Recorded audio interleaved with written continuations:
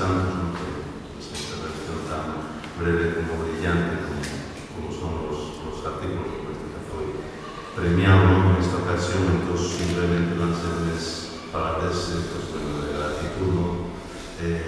Tanto al ciudadano como pues, podría considerar que los mis versos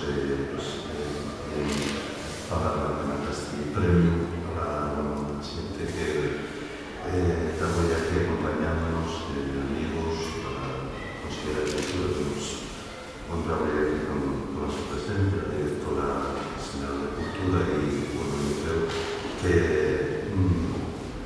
aún que se dedica a este oficio tan escuro a veces, ¿no? de poner, entrar los hombres siempre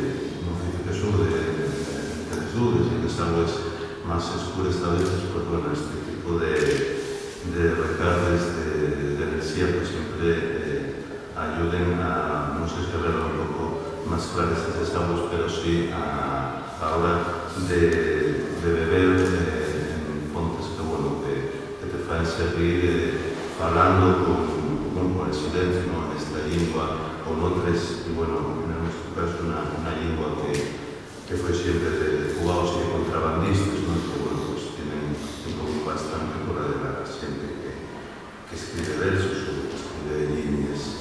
Y pues como, no sé, algunos exámenes de la gente que escribe pues son de esas palabras, ¿no? Pues permitidme que me utilice pues como arma un escudo, ¿no? Y bueno, un escudo detrás de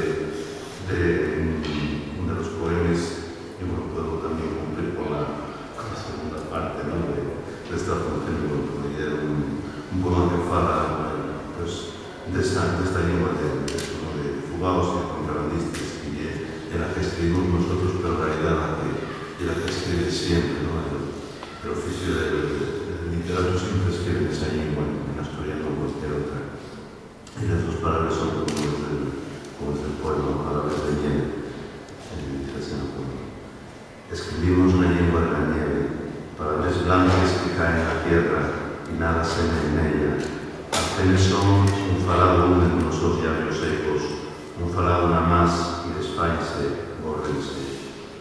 Escribimos con palabras de nieve, falamos nuestra lengua blanca a una tierra que ya no la entiende.